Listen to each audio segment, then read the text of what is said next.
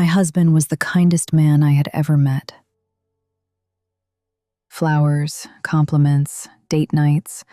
He remembered every little thing about me. Everyone around us said, "You two are the perfect couple." And I believed them. For 14 years, I believed them. And then one afternoon, I found something on his phone. And in that one moment, 14 years dissolved. Not cracked, not damaged, dissolved. Like they never existed.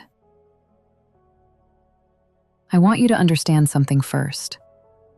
This isn't a story about an obviously bad man. There are no red flags screaming at you from the beginning. No early warning signs that seem obvious in hindsight. This is a story about a man who was genuinely wonderful.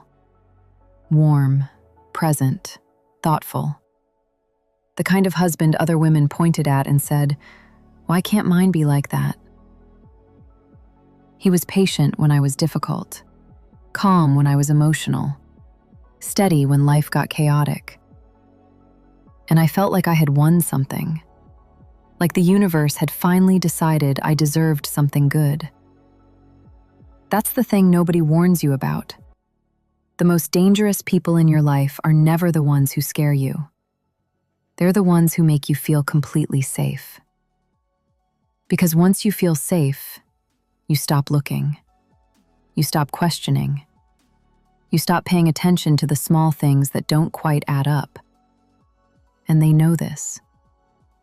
Covert narcissists always know this. But here's what living with someone actually does. It strips away the performance, slowly, quietly. In public, he was perfect. At home, there was always this distance.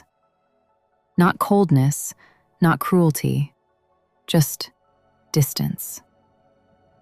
I would try to have real conversations with him, deep ones, the kind where you actually let someone in. He always deflected. Short answers, subject changes. A smile that said, "I'm here," while his eyes said, "I'm somewhere else entirely." For years, I thought it was me. Maybe I'm too needy. Maybe I'm asking for too much. Maybe this is just what long marriages feel like. I convinced myself the emptiness was normal. So I adjusted. I stopped bringing up certain things. I stopped pushing for closeness. I started managing my own emotions alone so I wouldn't burden him. I made myself smaller. And he never once asked me to stop. Because that's exactly what he wanted. 14 years in, something shifted inside me. I couldn't name it, couldn't explain it, but I started feeling like I was living next to a stranger who wore my husband's face. So one night, I begged. I'm not ashamed to say that. I begged for answers, for some honesty, for something real. And he gave me something, just not what I expected. He looked at me and said, "I don't trust you." 14 years. He didn't trust me. I sat completely still. I didn't cry. I didn't scream. I just sat there, while every memory of our marriage started rearranging itself into a completely different story. Every wall he put up suddenly made sense. Every deflection, every emotional withdrawal, every time he made me feel like the problem was me. He had been building a case against me inside his own head for 14 years, silently judging, silently resenting, silently constructing a version of me that justified everything he was about to do. After that confession, my gut started screaming. Not whispering anymore, screaming. So I asked him, directly, clearly, no room for misunderstanding. Are you having an affair? He looked me in the eyes, the same eyes I had trusted for 14 years, and said no. I asked again weeks later. Same answer, same calm, same steady, convincing no. And this is the part I need you to understand.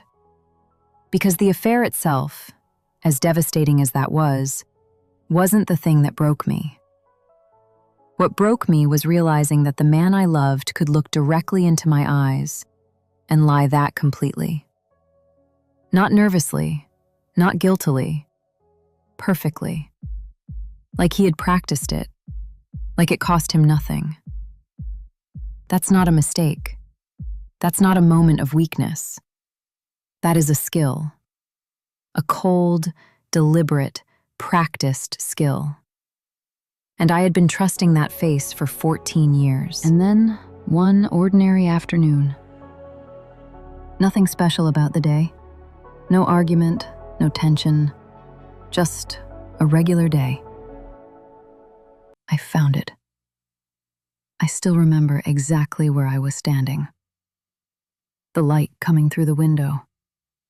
The way my hands felt, going completely numb as I looked at what was in front of me. The proof. 14 years, 2 children, a home, a life, a future, planned together. And it was all built on a lie. I didn't scream. I didn't throw anything. I didn't call anyone. I just stood there, completely still, while the person I thought I was quietly disappeared. What happened next? What I did, what he said when I confronted him, and the moment I realized he wasn't even sorry. That's part 2. If this story hit somewhere you weren't expecting, drop a black heart in the comments. You don't have to say a word. I'll understand. And if someone in your life is living inside a story like this, share this video. It might be the thing that finally makes them see clearly. Part 2 is coming. And trust me, it gets darker before it gets better.